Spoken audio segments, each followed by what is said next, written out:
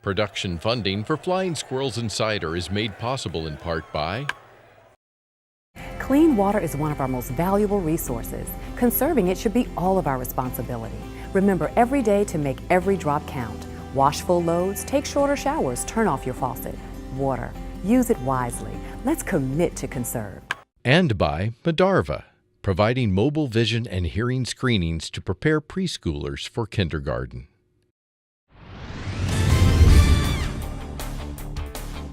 Coming up on Flying Squirrels Insider, the weather has warmed and so have the Flying Squirrels bats. Richmond's offense has done an about-face thanks to some new acquisitions. Even more players have advanced to AAA, but the Squirrels are still on pace for their most successful month of the season. Of course, we've lined up some fun on the show this week as we ask the question, what is the proper way to autograph a baseball? For that, we go to the source. Also, ever wonder what kind of car a professional baseball manager drives? You might be surprised at the answer. All that and a special guest appearance in studio from Squirrels pitcher and former MLB hurler Collin Balester. Buckle up. Here comes another episode of Flying Squirrels Insider.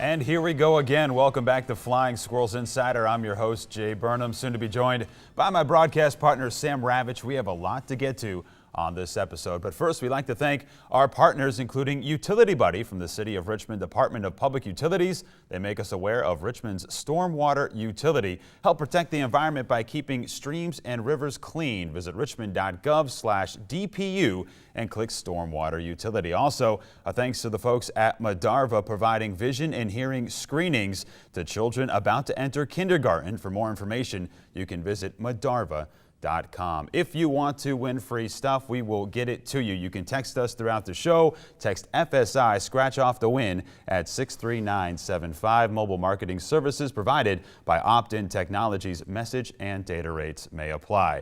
Last we left you, the Squirrels were not doing so well on the field. However, a whole lot has changed as I bring in my broadcast partner, Sam Ravitch. And Sam, Squirrels really having a solid road trip this past week. Well, how about the Squirrels in the month of June so far? You go on that road trip, you go 5-2, and it seems like everything's starting to click together for this team. We're starting to find that identity as well that we talked about in the beginning of the season. Absolutely, and they've done so against some of the best teams in the Eastern League, taking down Trenton, Binghamton, Altoona, and doing it with big innings. Lots of big innings and lots of runs scored. They put up crooked frames in some of the innings, and they get out early as well against opponents. So what that does is it eats deep into the bullpen, and it makes it difficult for teams down the stretch of series to use that bullpen effectively. And sometimes when the Squirrels put up big innings in games, it makes it difficult on other teams. Yeah, last week they scored all 6 runs and had all 7 of their hits in the second inning against Binghamton alone. And the reason why this offense is really starting to gel is can really be pointed to one guy in particular, and that's Jerry Sands. Wow, what Jerry Sands has been able to provide for this team has been unthinkable. I mean, he's been producing at levels that we expected him to, and what he provides for this team really is those extra base hits, and we talked about those as well during the broadcast. But what Jerry Sands can do for this team is when runners get on base, he not only moves them over, he brings them in, and he has those doubles that he can bring in runs with. It's just great to have him, and it's very easy to see what he does for this lineup. Yeah, without question. And this is a guy that you might recognize that name because he was in the big leagues with a couple of different teams, Cleveland and the Dodgers. And Sands had fallen out of affiliated baseball, and with the promotion of Chris Shaw to AAA, the Giants recognizing that the next wave of some of their power bats were not ready, so they went and acquired Sands from Somerset in the independent leagues, and boy, was that an acquisition for the Giants, huh? And usually the Atlantic League is one of the best independent leagues, and you see a lot of guys come into affiliated baseball from the Atlantic League, and Jerry Sands, one of those, Jarret Martin as well, another one. But Jerry Sands had one of those hit streaks, had a 6-game hit streak, and keep in mind, he'd only played in 8 games. Yeah. So the fact that he was able to produce at that level for this team, it really swung things around, and the Squirrels turning over a different leaf in the month of June. Yeah, not every day do you get a guy that you can slot right into the 4 spot and say, hey, go and drive in runs on a regular basis, but that's what manager Kyle Haynes now has in Jerry Sands. Other guys that you mentioned, Jarret Martin in the back of the bullpen, Squirrels needing some additional assistance because they've been able to get guys from this level to AAA Sacramento, and that's certainly been the goal all along for these players. But the most recent guy to elevate to the next level is Andrew Suarez. Well, we all wish Andrew Suarez the best of the next level, and what he did for this Flying Squirrels team was provide some solid innings. And I talked to pitching coach Steve Klein about just that. What Andrew Suarez would do was he would eat deep into the games, and what that would do is it saves the bullpen for later on in the series. He could give you a solid 6-7 innings and really save the bullpen for another day. Yeah, it really allows you to line up your 8th inning guys, your 9th inning guys, which is really turning out to be Tyler Sear, Jarret Martin, and our guest on the show today, Collin Balester. Well, Balester has been one of those solid guys out of the bullpen. He can give you multiple innings out of the bullpen. That curveball cuts right across the plate and falls off the table. Collin Balester has really provided some solid innings for this team. We'll get to hear from him later on in the show. Yeah, absolutely. 8-4 in the month of June. The Giants recognizing that some things were a bit off at this level, making some changes, and those changes are starting to take effect. Well, we're going to be turning to the calendar, and believe it or not, to July, and that means the All-Star game here in the Eastern League, and Sam, the Flying Squirrels might have a few guys that can participate in that contest. Who are you sending to the All-Star game? Well, I think, of course, right off the bat, you got to think about Miguel Gomez, what he's been able to do so far in this season. One of the tops amongst the Eastern League in batting average. You also like to think a little bit about some starting pitchers like Jordan Johnson, one of those guys as well. Slade Heathcott, of course. We'll talk about him in a little bit, but some of those guys are really kind of outstanding guys. When you talk about All-Stars, there are guys that do the extra things well, and Miguel Gomez, Slade Heathcott, Jordan Johnson, a couple of those guys that just come off the top of my mind. Yeah, I think Gomez is a no-brainer. He's a top 5 hitter in the league. I think another guy that might sort of slide in as guys get promoted and the All-Star ballots and brackets get filled is Tyler Sear, who has not missed a save opportunity. No, Tyler Sear, 9 for 9 for save opportunities. He's been absolutely outstanding out of the bullpen, and it's really been a pleasure to see what he's been able to do, because he kind of started as that get me over guy in the 8th inning. He'd come over. Now you see him in the 9th inning and getting some solid outs, and it's making it look easy. You mentioned Slade Heathcott moments ago. Let's talk about him for a second. Heathcott is the fastest Flying Squirrels player in team history to reach 10 home runs in a season. He's gunning for 20 on the year. He certainly has the pace to do it, and what he does at the top of that order, he has the power as well, but he kind of is able to get on base fairly often as well. So he's kind of that multi-dual threat at the top of the order that teams have to think twice about whether or not you're going to pitch around the leadoff man, let him on. Yeah. He's got the stolen base opportunities as well. And it allows guys down the line like Miles Schroeder hitting second, Gomez hitting third, and then you sandwich them in with Jerry Sands, as we just mentioned. That makes your top tier of the lineup that much better. And we talked about the top of the order as well, but the bottom of the order has started to produce for this team as well. And one of those guys, Jeff Arnold, 2 home runs on the road trip.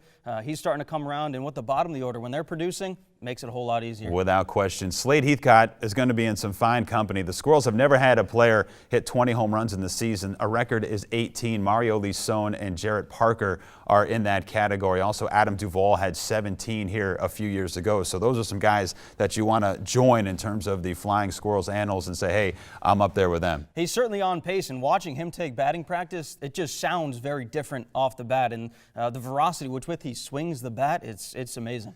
Good to see the Squirrels winning some games in the month of June. It feels better to come away with a win. It sure does, and it also feels better to be here on set talking about it. Makes our jobs a lot easier. Thanks a lot, Sam. Thank you, Jeff. More to come here on Flying Squirrels Insider. We grabbed one of those new members of the Flying Squirrels bullpen, Jarret Martin. He sits down and teaches us a few things about how to sign your name. Kids, you're not going to want to miss this.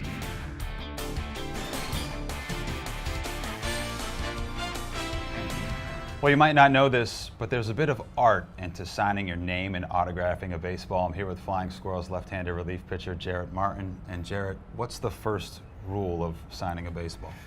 Well, the first rule is to never sign on the sweet spot unless you're instructed to. That's number 1 in autograph. Is it? 101. Yep. This is. Now the sweet spot is. The sweet spot on a baseball is on the 2-seam. Well, we throw a 2-seam fastball, so that's on the blank 2-seam side. Okay. And that is reserved for your manager and manager only. So when you get a team ball, you know, when you do autographs for booster clubs, things like that, you usually just kind of line it up with your team on all the other sides except for the sweet spot.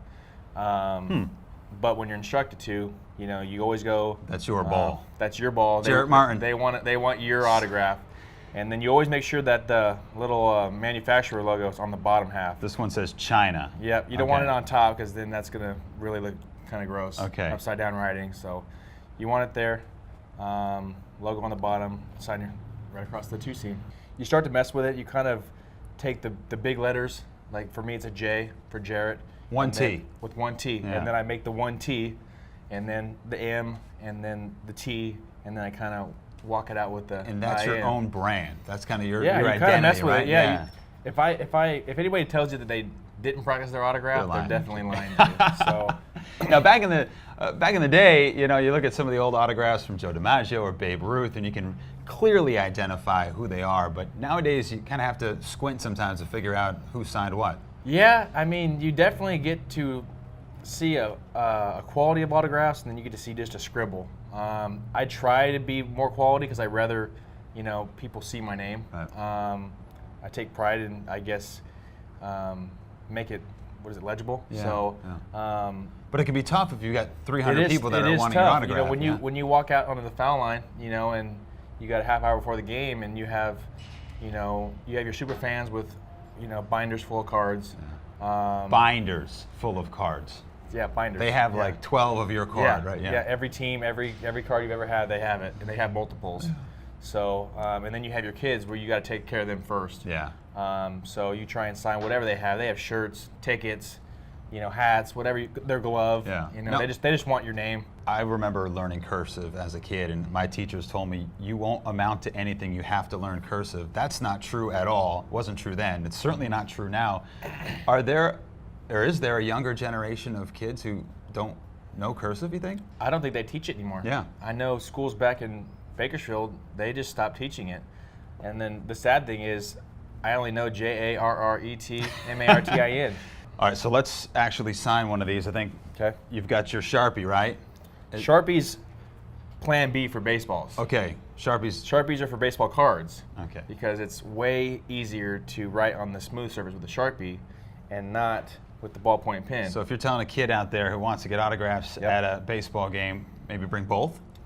If you have a baseball or you catch a baseball, definitely have your ballpoint pen. Okay. If you have just a card or a ticket or a jersey or a hat, Sharpie is the way to go.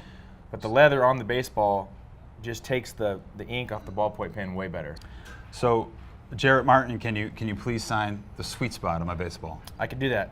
So this is the one I'll take a little more time on, since it is going to be probably either Sweet spot, no sweet logos. spot, no logo. China, You know, right obviously side that's up. your logo. Okay. China on the bottom, Yep. and then for a lefty, you got it's a fine art because I've had this problem my whole life. You chalkboard, whiteboard, you write, and then Yep. I'm left-handed smudge. too. Yep, I so know that's that the pain. nightmare. So it's taken some time, but you kind of get a feel for it. Yeah, I like the emphatic crossing of the T. So, see, there's a little smudge already Oh, on, yeah, that, on that. geez. But if you look at the autograph, I try and work my letters kind of in the same So direction. people can tell like that is your signature. Is there a number that you ever associate with it or no? When it's my own card or my Sweet Spot Baseball, you never really want to put a number because you change numbers with every team you go to. Yeah.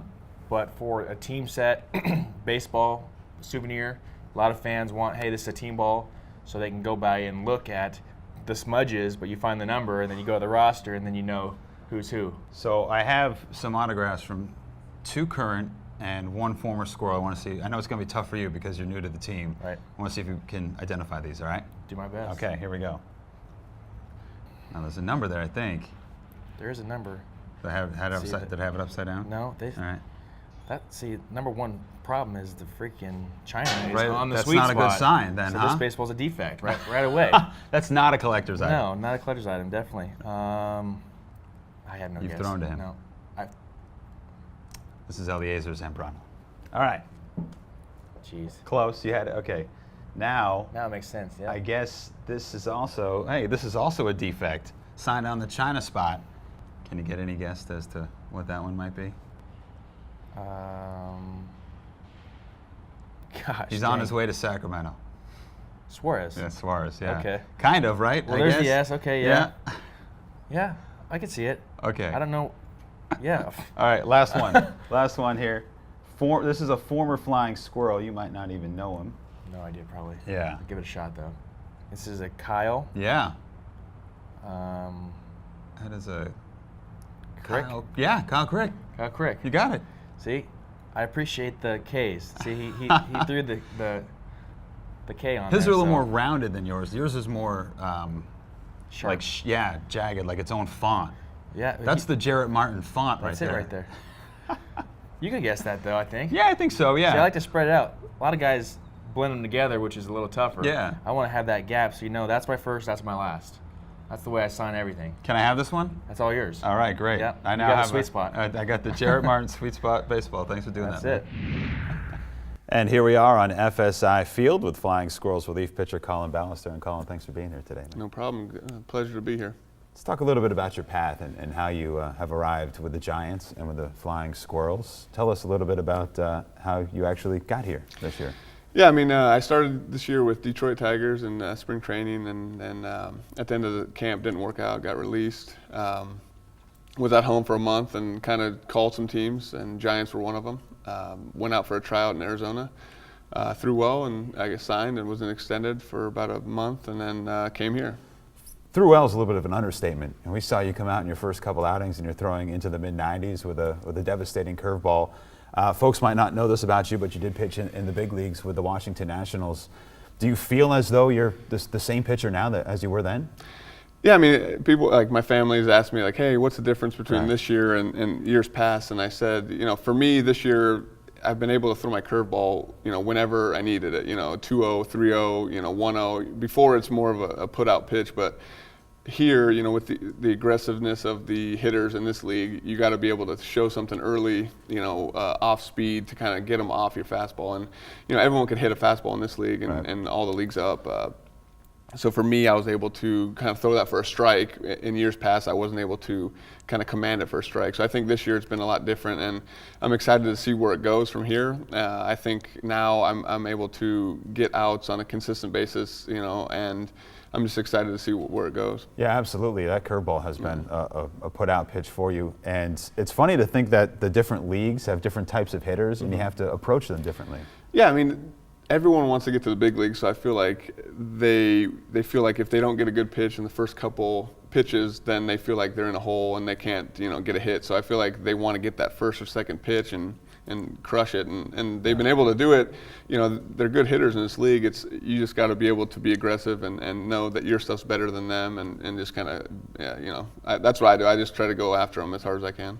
July 1st, 2008, you made your big league debut with the Washington Nationals. You were in the rotation for the team that year and the subsequent seasons. What do you remember most about that day? I remember that my manager told me it's going to rain maybe, and if it does rain, then you're probably going to go back to AAA. Oh. So I'm sitting there, we're in Miami, and there's no Doing the dome. rain dance. Yeah. I'm like thinking, if it rains, I'm going to be so mad. So the storms are coming, you know, there's no dome. It's the old Miami Stadium. Yeah. And I remember being so nervous. I go outside to play catch, and there's like literally 15 fans there, and kind of just made everything feel a little bit better. And then I ended up pitching and throwing well, and it was a good day. You know, basically my whole family was there, and that's all that was in the stand. So it was pretty cool. Now, I hope it doesn't rain every day that we have a game at the Diamond. So that certainly I can feel that magnified by 1,000. You have 3 daughters. How do you keep in touch with them during the season? Well, FaceTime obviously is Yeah. a huge invention. It's hard, obviously, just being away from them, but it's cool that you know, you get to see them probably every single day. I FaceTime with them, and now my daughters FaceTime me. They call me all the time. I'm thinking, geez, I don't know where when I was 5, I was playing with that little pickup phone with a little dial thing. Now they're FaceTiming me, so it's a long way from when I was that age. Yeah, and even a long way from when you started playing to say, hey, here's the technology that's really changed not only how ball players live, but also how the game's played. Oh yeah, I asked these kids on this team if they even know what collect calls were, and no one even knows what it is. So, I used it's to have those cards, right? No. You got to put them all in the digits. It's a different day and age nowadays. So it's We're glad to have you here. Thanks for being here today. no problem. All right, more to come here on Flying Squirrels Insider.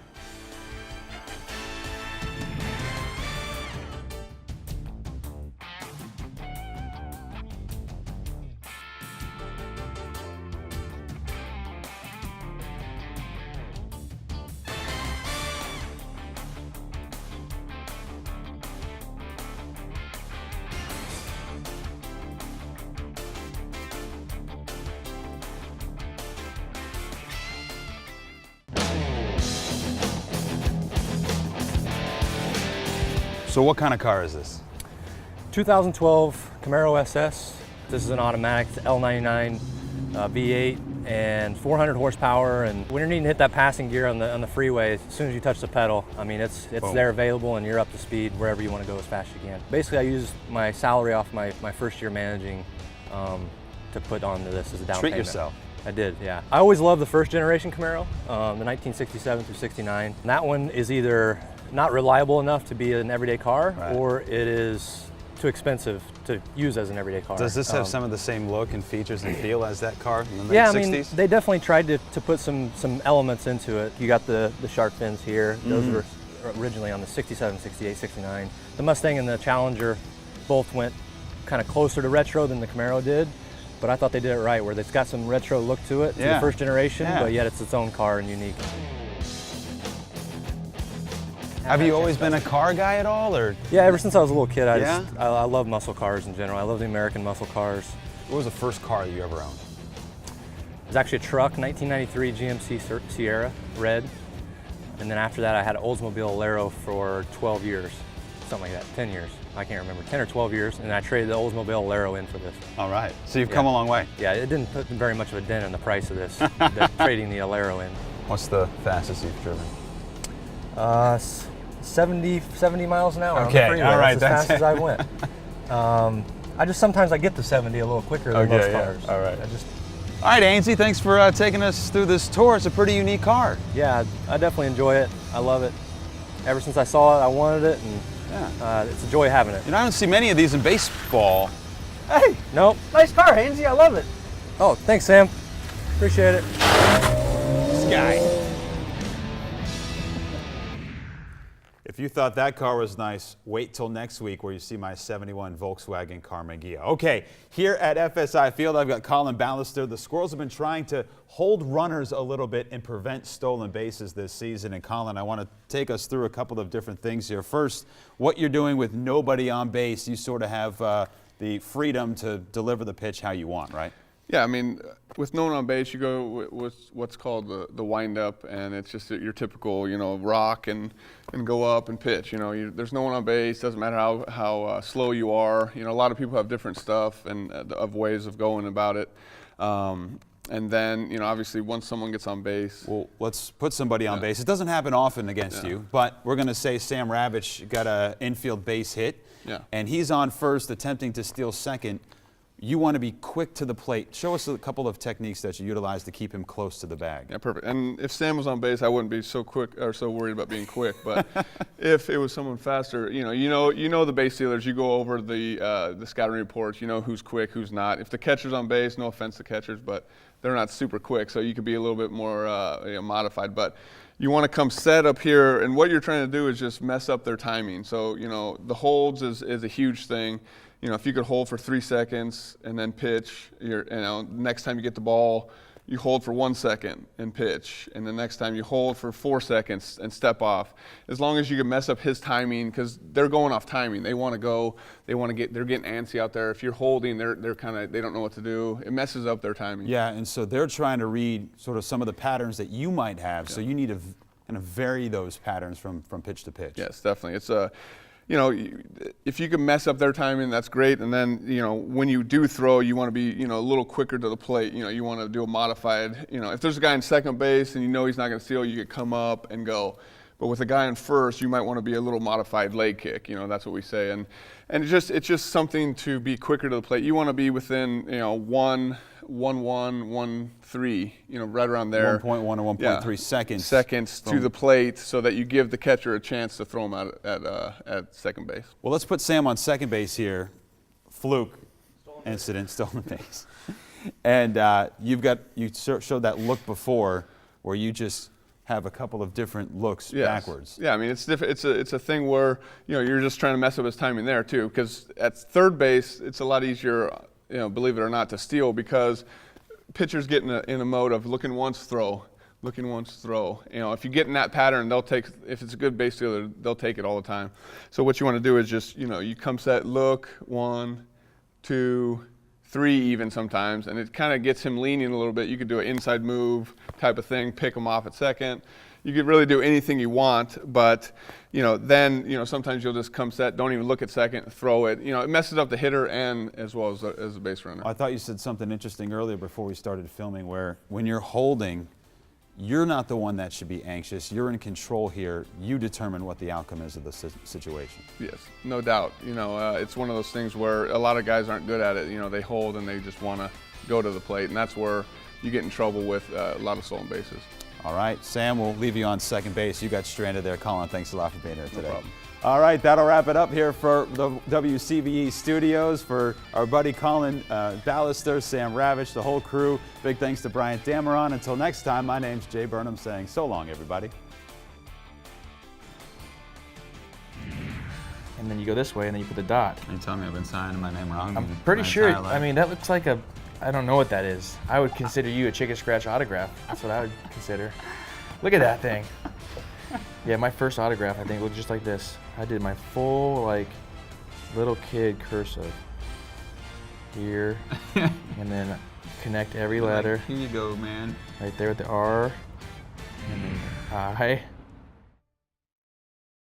Production funding for Flying Squirrels Insider is made possible in part by Smell gas? Act fast. Don't just stand there. Leave the area.